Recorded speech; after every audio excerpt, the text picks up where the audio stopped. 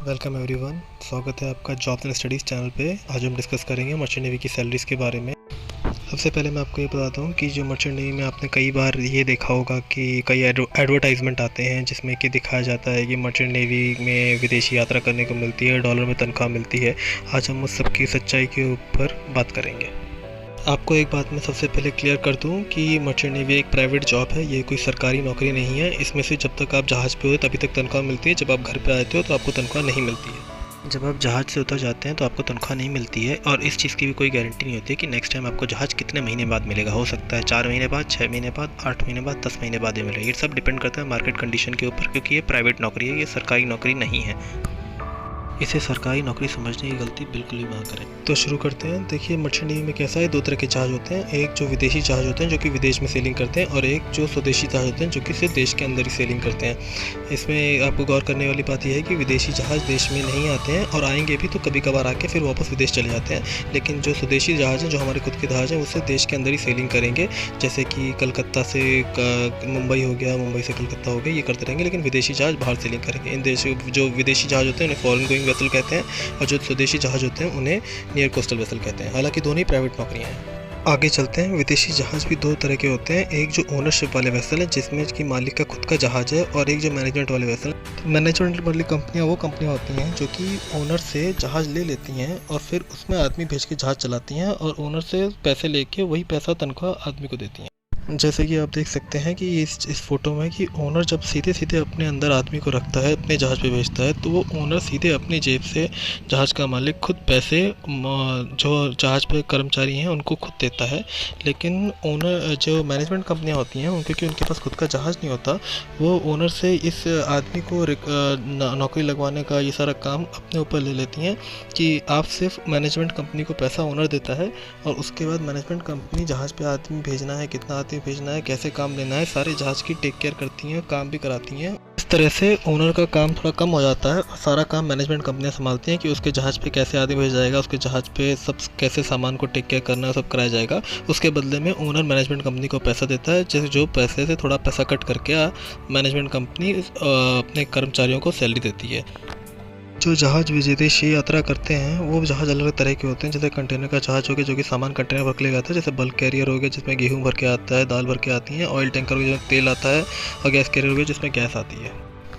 जैसे कि आप देख सकते हैं कि जहाज़ में अलग अलग तरह के रैंक होते हैं। जैसे जैसे आदमी जहाज़ करता रहता है वैसे उसको रैंक ऊपर का मिलता रहता है, एग्ज़ाम देना पड़ता है। ये सब एग्ज़ाम दे के और जहाज़ के काम करते करते उसको अनुभव हो जाता है, और वैसे करके उसकी तनख्वाह बढ़ जाती है।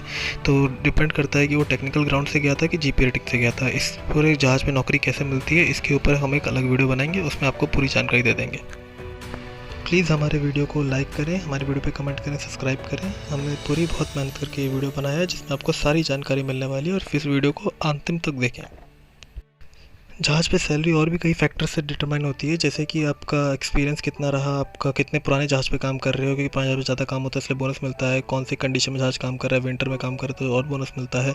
आपने पूरा काम सक्सेसफुली कंप्लीट किया है तो उसके लिए अलग से बोनस मिलता है। आपने अगर आगे का एग्जाम क्लियर किया है, छोटे रैंक पर सेल कर रहे हो तो फिर आपको सीनियरिटी बोनस मिलता है। ऐसे ही करके type of work, type of ship, जैसे कि अलग अलग तरह के जहाज़ होते हैं। जो गैस कैरी कर रहे हैं, जैसे तेल कैरी कर रहे हैं, उन सब में ज़्यादा काम हो जाता है। इसलिए जैसे डेंजर वेसल होते हैं तो उन सब में थोड़ा और तनख्वाह मिलता है। तो बहुत सारे फैक्टर पर डिपेंड करती है जहाज़ की सैलरी कितनी होगी। मैनेजमेंट कंपनी में ओनरशिप के मुकाबले थोड़ी कम सैलरी मिलती है, और बल्क कैरियर कंटेनर में टैंकर और गैस कैरियर के मुकाबले और कम सैलरी मिलती है। इसलिए मैं उनकी सैलरी अलग से दिखाऊंगा। पहले बल्क कैरियर कंटेनर की सैलरी बता देता हूँ। बल्क कैरियर की सैलरी और कंटेनर की सैलरी आपके सामने है, जिसमें देख सकते हैं कि कैप्टन को $9,000 मिल रही है, चीफ ऑफिसर को $6,000 मिल रही है, सेकंड ऑफिसर को $2,800 मिल रही है, थर्ड ऑफिसर को $1,500 मिल रही है, डेक कैडेट को $350 मिल रही है।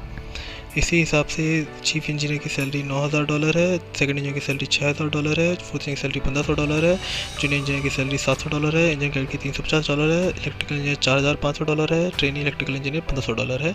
इसी हिसाब से जो क्रू साइड की सैलरी है, बोसन की सैलरी $1,600 है, एबी की सैलरी $1,300, ओएस की सैलरी $950, डेक ट्रेनी की सैलरी $250, चीफ कुक की सैलरी $1,500, और जीएस स्टीवर्ड जो होता है उसकी सैलरी $500। आप देख सकते हैं कि बल्क कैरियर में फिटर की सैलरी $1600 है, वाइपर की सैलरी $1300 है, वाइपर की सैलरी $250 है। इन सब की सैलरियाँ डॉलर में इसलिए हैं क्योंकि डॉलर का रेट फिक्स नहीं होता, कभी कभी बदलता रहता है, कभी 70 होता है, कभी 65 होता है, कभी 73 होता है। तो अपने आप मल्टीप्लाई करके आप खुद ही अंदाज़ा लगा सकते हैं कि कितनी सैलरियाँ चल रही हैं। अभी हम टैंकर और गैस कैरियर की सैलरी की बात करेंगे। टैंकर और गैस कैरियर में सैलरी बल्क कैरियर से ज़्यादा होती हैं। जैसे कि आप देख सकते हैं कैप्टन की सैलरी 11,000 तक जा रही है, चीफ ऑफिसर की सैलरी 7,000 तक चल रही है, सेकंड ऑफिसर की सैलरी $3,800 तक जा रही है, थर्ड ऑफिसर की सैलरी $2,900, टेक ग्रेड की सैलरी $350। ये सारी सैलरियाँ डॉलर से बता रहा हूँ मैं क्योंकि डॉलर का रेट ऊपर नीचे होता है, इसलिए रुपये में बताना संभव नहीं है। आप देख सकते हैं कि चीफ इंजीनियर की सैलरी 11,000 है, सेकंड इंजीनियर की 7,000 है, थर्ड इंजीनियर की 3,600 है, फोर्थ इंजीनियर की 2,800 है, जूनियर इंजीनियर की 1,200 है, इंजन क्रेडिट की $350 है। आप देख सकते हैं कि बोसन की सैलरी $1,900 है, AB की सैलरी $1,500 है, ओएस की सैलरी $1,000 है, ट्रैक्टनी की सैलरी $450 है, चीफ कुक की सैलरी $1,800 है, GS की सैलरी $700 है। तो अभी इसी हिसाब से आगे चलेंगे तो फिटर की सैलरी $1,800 है, ऑयलर की सैलरी $1,500 है, वाइपर की सैलरी $350 है। ये सारी सैलरी डॉलर में लिखी गई हैं जैसे कि मैंने आपको बता दिया, और आप खुद ही मल्टीप्लाई करके इसका एक्चुअल रेट निकाल सकते हैं क्योंकि डॉलर का रेट फिक्स नहीं होता है, इसलिए रुपये में लिखना संभव नहीं है। उसके बाद हम लोग आते हैं ओनरशिप की सैलरी के बारे में। ओनरशिप जैसे मैंने आपको बताया क्योंकि उसका खुद का आदमी होता है, इसलिए वो डायरेक्ट पैसा देता है, तो उसकी वजह से ओनरशिप में सैलरी थोड़ी अच्छी मिलती हैं।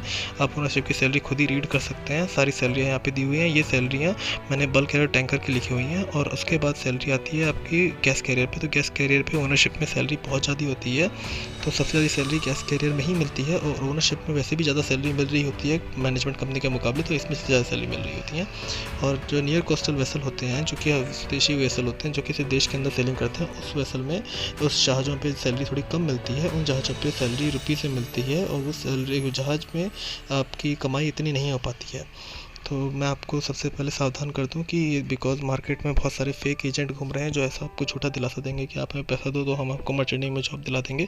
तो प्लीज़ उनसे सावधान रहें, और साथ ही में आप कोशिश करें कि किसी अच्छे कॉलेज से पढ़ाई करें, अच्छा कॉलेज जो कि जिसकी entry all over India level पे होती है, और उसी कॉलेज से पास होकर निकलें तो ताकि आपको नौकरी भी अच्छी मिले। प्लीज़ हमारे वीडियो को लाइक करें, सब्सक्राइब करें और कमेंट करें। इसके आगे मैं और बनाऊंगा जिसमें कि आपको मालूम चलेगा कि NCE पे सैलरी कितनी मिलती है, और साथ में वो कौन से कॉलेजेस हैं जिनमें आपको एडमिशन लेना चाहिए, और एडमिशन उन कॉलेजों का एडमिशन कैसे मिलता है, उस सब की प्रक्रिया सब जानने के लिए हमें लाइक करें, और भी ढेर सारी जानकारी देने के लिए हमारे आने वाले वीडियोज़ देखें। धन्यवाद।